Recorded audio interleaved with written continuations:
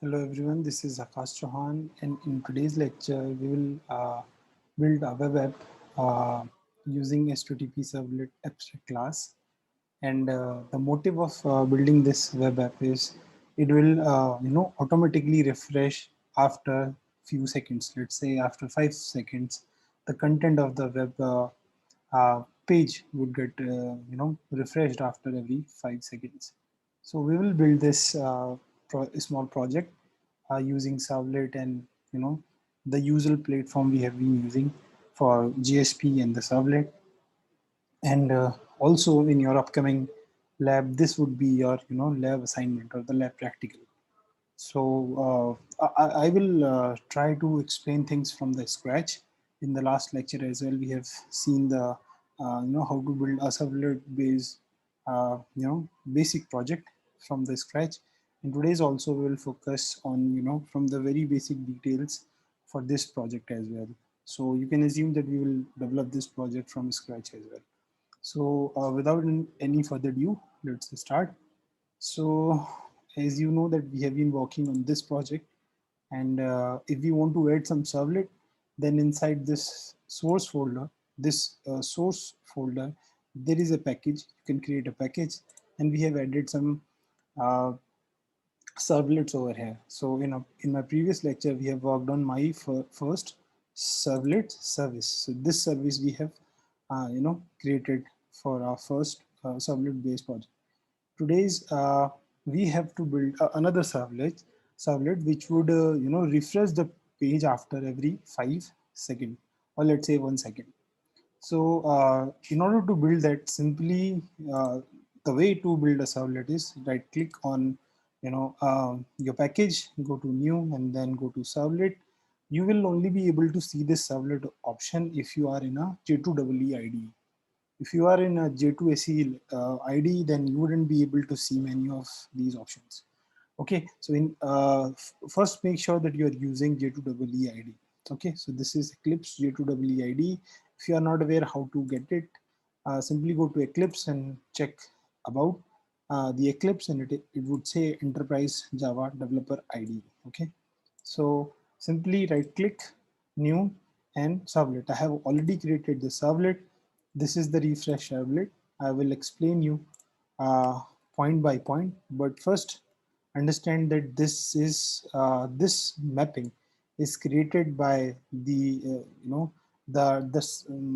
template of the servlet we have chosen. Okay, so if we right click on that new and go to servlet, it will automatically extend this HTTP servlet class, and in our uh, task as well, we have to use the HTTP servlet abstract class. So we don't need to change anything when we will be creating this, the servlet. Okay, like this. Simply just have created the name, refresh servlet over here, and it will map. It will give this mapping automatically. We don't need to do anything. So in this HTTP servlet, we are working on the do-get method only. You can work on the do-post method as well. It would expect two parameters. The first one is the HTTP servlet request. Whichever class or the, let's say, the resource would call this servlet, we can access those variables, those input from this request. And if we want to send something to the client, then we can use this response method. We can use print writer, if you remember, and then we can write our own things in the response as a string, and it will be shown over the web browser. So let's come to how to build a auto refresh page. Okay, so to build a auto refresh page, there is this important line is important. Okay,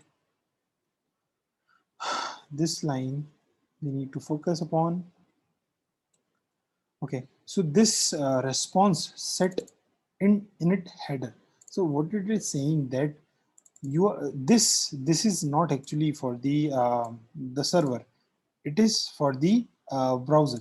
So what we are saying to the browser, that whenever you read in your refresh, so what it means when this response will be forwarded to the client as a response will be forwarded eventually, right? even though the method is void, but the internal cycle of this servlet would return this response to the client, which has sent you the request for this servlet. So you are saying that in this response, you please put a init header of refresh, okay, as one, okay.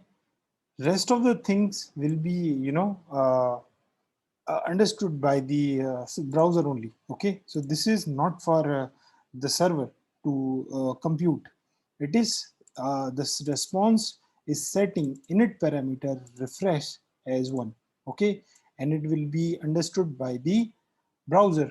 What it means, it will use the refresh because this is actually predefined variable in the header, okay. This value is associated with this refresh word, but this refresh word is a part of header of the response, okay. So whenever this response will reach to the browser would understand, okay, you mean the refresh will be computed as one, okay.